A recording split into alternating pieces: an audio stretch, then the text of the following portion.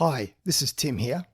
After launching the Thinking Nutrition podcast in January of 2020, it has grown far beyond my expectations and is now one of my main communication channels for nutrition. So, thank you to you, my listeners, for your support and sharing of the content.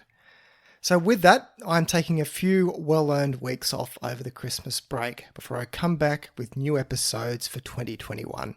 So in the interim, I'll be rebroadcasting my most popular episodes from 2020.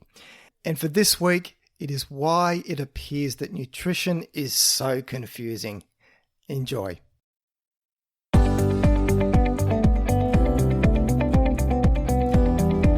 If you want to be less confused about just how to make sense of conflicting nutrition messages that you hear about each day, then you've come to the right place. In today's podcast, I'll unpack what makes nutrition appear to be such a confusing area, but importantly, I'll help set you straight in knowing how to make sense of it all. Welcome to the Thinking Nutrition podcast. My name is Tim Crow, and I'm a career researcher, educator, and science communicator, with most of this spent in the field of nutrition. How do you make sense of so much conflicting information in the field of nutrition? While I don't profess to have all the answers in an area that is continually changing as research changes, you can count on what is covered in this podcast to be based on the whole field of nutrition science, not just selective areas that support a particular way of thinking. And this podcast will always be free from any commercial product tie-ins, endorsements, or advertisements. Just credible nutrition science presented in plain and simple language, and then translating this into what it means for your health. So on with today's show. What is it about nutrition that seems to breed so much confusion and controversy? Surely something as simple as healthy eating can't be that complex to study and communicate. But there's the rub. Nutrition is about eating. And as humans, we are incredibly diverse creatures. There are a multitude of factors that influence what goes into our mouths. Mix in a dash of conflicting science, and is it any wonder that people are so confused? To explain this confusion, let's start with the science first. Nutrition is a young science. The first vitamin was only isolated and chemically defined in 1926. Fast forward to today, where an understanding of the role that nutrition plays in major non-communicable chronic diseases such as heart disease, type 2 diabetes, and cancer is accelerating at a rapid pace. But despite so much attention, the quality of research that informs it is not always the best quality. This is not an indictment on the researchers. It is more a statement on the tools available to them to study the links between diet and health. Want to answer the big questions about how diet can alter a person's risk of cancer? Well, good luck with that if you want to answer it by running randomized controlled trials where people dutifully adhere to their assigned diet for years on end as we wait for the disease incidence to ramp up. Instead, researchers need to turn to observational studies, which is where large groups of people have their diet, lifestyle, and health measured at different times, and they just go about their normal daily business. So many inherent flaws, biases, confounders, and unknown unknowns with doing this, but it is the next best option if you can't do the big long-term randomized controlled trials. The tools available to measure what someone eats over the long periods of time that observational studies run are imprecise, to say the best. I mean, hands up who can answer what they ate on the Monday evening of 6 weeks ago. Many dietary assessment tools rely on self-reporting using instruments like food frequency questionnaires. The bias here is well described. People over-report eating healthy foods, such as fruits and vegetables, and underreport how much discretionary foods they eat. It's no different to how we may add a centimetre or two to our height and drop the odd kilo or two from our weight when we have to give this information to a researcher. Even with the best diet assessment tools, nutrition research is dealing with people, each with their own unique food preferences and physiology. And this has been elegantly demonstrated by Israeli scientists in 2015 who tracked the influence of the same foods on blood glucose levels in 800 people for a week. Not unexpectedly, each person had vastly different blood glucose responses to the same foods and even meals. Use of a specially designed machine learning algorithm that considered a person's body type, physical activity, and even their unique gastrointestinal microbiome fingerprint was more powerful in predicting their blood glucose response to food than knowing what the nutritional characteristics of the food were to start with. Yes, our gut microbes really do control us in more and more surprising ways. And finally, we have the presence of vested interest. It is all too easy to go after the low-hanging fruit, such as big food, for funding research.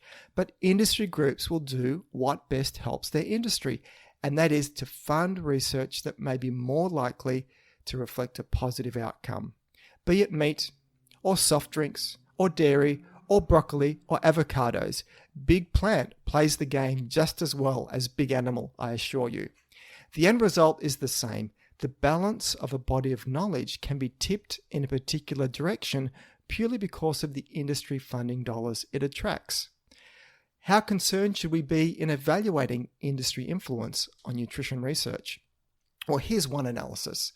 Research that has financial conflicts with companies that make sugar-sweetened beverages is less likely to find links between sugary drinks and obesity or diabetes-related outcomes. Then there was a 2007 review of 206 studies that looked at the health benefits of milk, soft drinks, and fruit juices, and found that those sponsored entirely by a food or beverage company were many times more likely to show positive health effects from consuming those products. And for those studies that reported unfavorable conclusions, no industry-funded studies were present here. And I'll pop a link to this study in the show notes. Now, before you think that researchers are lining up to be paid off by industry so they can produce fraudulent research in the pursuit of upgrading to a bigger yacht, take a step back. There are very, very few bad apples in the research community. Most researchers are good people who want to do good work regardless of who funds it. But also, they have the reality of needing research grants to develop their research program. So it could be that research that attracts industry funding is already helping to confirm prior positive work in the field. So the outcome is already pretty well assured. It also could be that a study is designed to report a positive outcome by using a battery of outcomes, where if any one of those lights up as positive, it gets the focus of the study conclusions. Or maybe only positive research is allowed to be published, and such industry funding contracts do exist. They are ones I would never ever sign, but some researchers may. It doesn't stop at the influence of big food though. Researchers tied to a narrative with their research program, and maybe a large social media following and the odd best-selling book on Amazon or two, may find it difficult to do an about face when conflicting evidence presents itself. As humans, we are all susceptible to this. The scientific method helps to reduce it, but it cannot eliminate it entirely. So, by way of example, let's touch on a few of the perennial controversial areas. And for the first one, we don't have to look much further than carbohydrates. First of all, a conflict of interest declaration to start with. I love carbs, and a life without bread makes me very sad.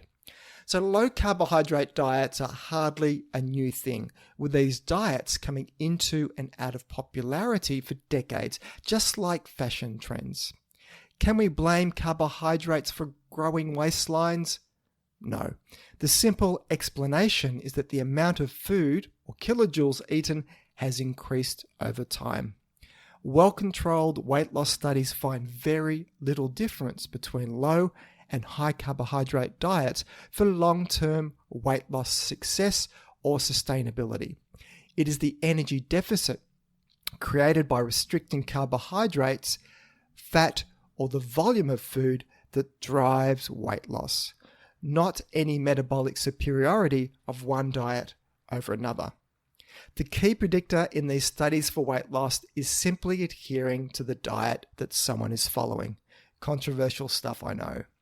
So health problems linked to carbohydrates only start when we rely too heavily on overly refined, highly processed carbohydrate foods. Foods like cakes, muffins, confectionery, and soft drinks are overrepresented in the Western diet, at the expense of minimally processed plant foods such as whole grains and legumes. Whole grains are linked to a lower risk of type 2 diabetes, obesity, cancer, and cardiovascular disease. Yet these are the very foods that are advised to be turfed out of the diet when the latest advocate for a low carbohydrate diet captures the public's attention. Want another example of polarized debate and opinion? Then look no further than saturated fat. For decades, saturated fat has been implicated as a major dietary culprit for heart disease. But reading the popular press could have one believe that this has now been upturned. Even Time magazine in 2016 proclaimed on their front cover, "Eat butter."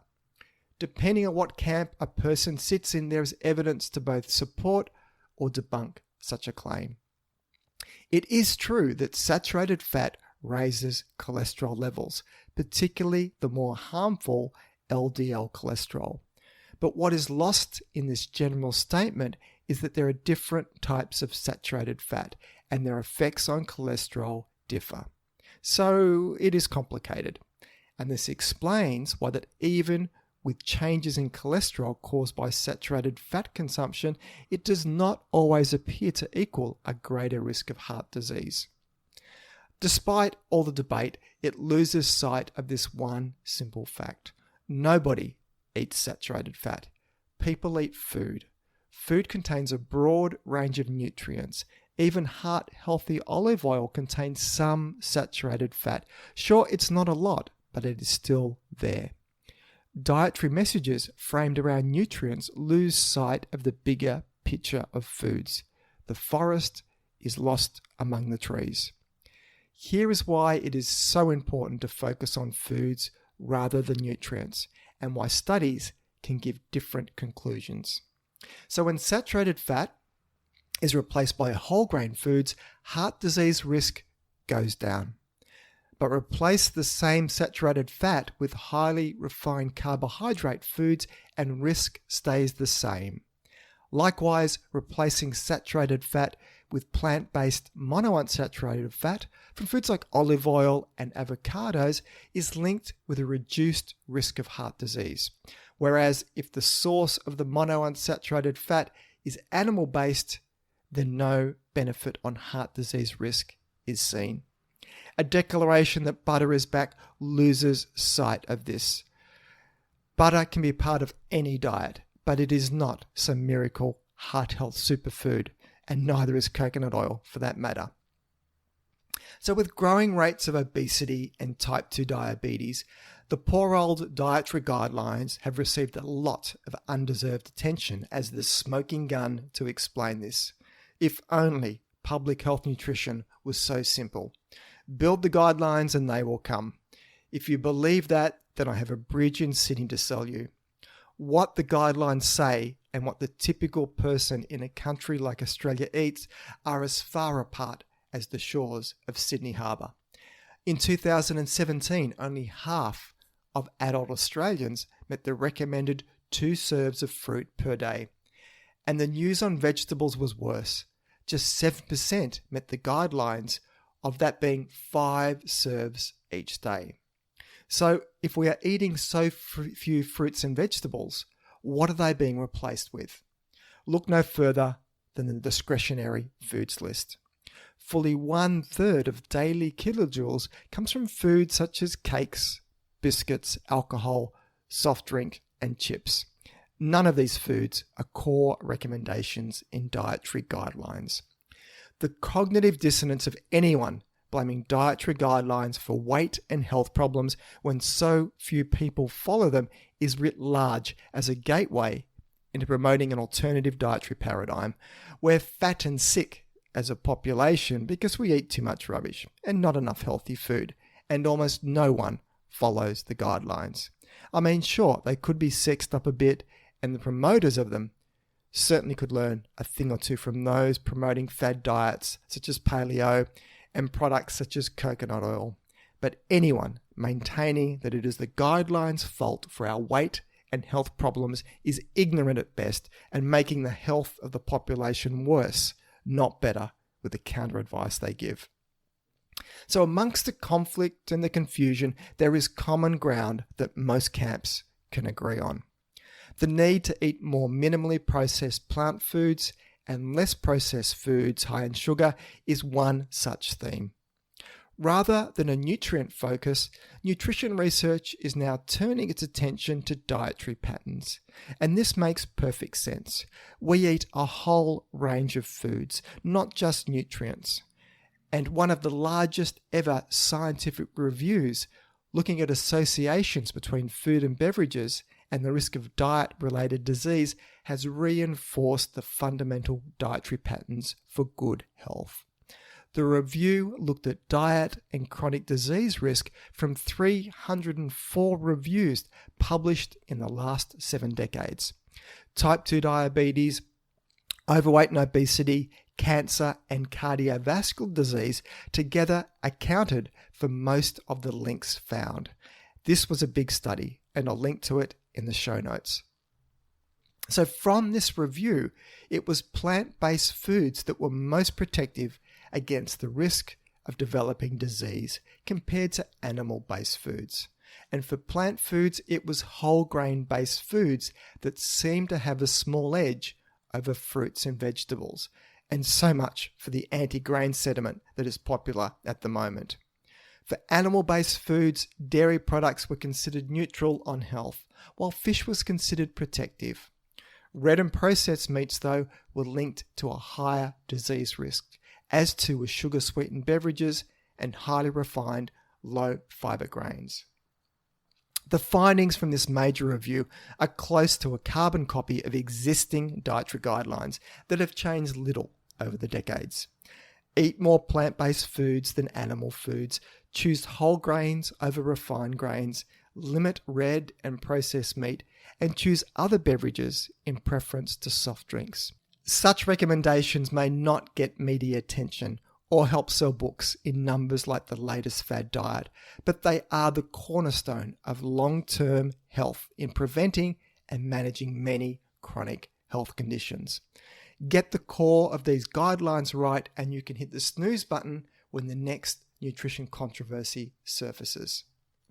So in summary, here are my tips on applying everything I've covered today, both for yourself and for clients you may work with. Number 1, firstly, acknowledge the diversity of reasons that determine what we eat. Food choice is a personal matter and is based on much more than just following scientific evidence. And secondly, there is no one best way to eat. Think more dietary patterns. And here we have fruits, vegetables, whole grains, nuts, and legumes for the clear health win. And yes, nutrition research is conflicting, and that is unlikely to change anytime soon. So in seeking out good quality information, look for work that is based on a systematic review, which includes lots of research, as these are best to refer to for higher quality evidence. Feel opinions and Insta influencers are the polar opposite to this. And ask yourself if the advice you're reading is also repeated consistently by the voices of credible nutrition professionals, researchers, and peak health bodies. If no, raise the skeptical flag. And is the end result of following the advice you read pointing you in the direction of eating more plant-based foods and less highly processed foods and added sugar, without needlessly banning any foods or food groups or labeling certain foods as toxic? If the answer is no, then strongly consider doing it anyway. And finally, for someone that finds themselves on the latest fad diet or trendy superfood merry-go-round, rather than beat yourself up for falling for it again, look at the positive changes you've made for being more conscious of what you're eating. Few people maintain any diet to the letter after a few months, so aim for getting it 80% right most of the time. We're all humans and we're trying to do the best we can. So for the last part of this podcast, I'd like to do a quick research update about a study that has grabbed my attention recently. So avocado lovers, sit tight, you're going to love this one. A new study has found that eating one avocado each day can significantly reduce the levels of a harmful oxidized form of LDL cholesterol. A bit of backstory here. Avocados have long been considered a healthy food, owing to their high levels of monounsaturated fat and antioxidants. They are considered a heart-healthy food because they have been shown to help lower the more dangerous LDL cholesterol levels in the blood. LDL comes in different flavors, though with both the oxidized form of LDL as well as the small, dense LDL particle size form being more likely to progress arteriosclerosis, which is the blockage and buildup of fat in blood vessels. So could avocados then have an additional heart health benefit outside of lowering LDL cholesterol by also decreasing the oxidized form of LDL? Well, that was the question posed by United States researchers from Penn State University, and the work was published in October 2009 in the Journal of Nutrition. And see the show notes for the full study details. So 45 adults who are overweight took part in a randomized controlled trial that ran for 5 weeks. Now, a randomized controlled trial is where one group of people are randomly allocated to the study intervention, while another group are randomly allocated to receive a placebo. They are powerful studies to do because they help to balance out all the inherent differences that exist between us humans. The diets were either a low-fat diet, a more moderate fat diet, and the third diet was a moderate fat diet that also included one avocado each day, which was a big win for those randomly allocated to that group. An important point was that the moderate fat diet alone also included additional monounsaturated fat to match that found in the avocado. So that kept the fat content similar between those two diets. So what did the research team find? It was the avocado diet that was the most effective in lowering oxidized LDL, with a fall of almost 9% seen. Blood levels of the antioxidant lutein were also higher when following the avocado diet. Lutein belongs to the vitamin A family, and avocados are a great source of it. So it could be the lutein that was helping to protect the LDL from oxidation. And this seems valid to conclude. The reason being that the moderate fat diet alone also had monounsaturated fat added to it to match that found in avocados, but no other bioactive compounds naturally found in avocados. Avocados are a heart-healthy food, and this benefit comes not just from their high levels of monounsaturated fat, but also the unique mix of bioactive compounds. Whether smashing your avo releases more of these bioactive compounds is a vital question for future research studies to address, I feel. So that's it for today's show. You can find the show notes either in the app you're listening to this podcast on, if it supports it, or else head over to my webpage at thinkingnutrition.com.au and click on the podcast section to find this episode to read the show notes. If you find this podcast of value, then please consider sharing it with your friends and colleagues, or maybe even leave a review. This all helps increase the ranking and reach of the podcast, which means a big win for credible, evidence-based nutrition messages while helping to dilute out the crazy and making the world a slightly less confusing place. I'm Tim Crow, and you've been listening to Thinking Nutrition.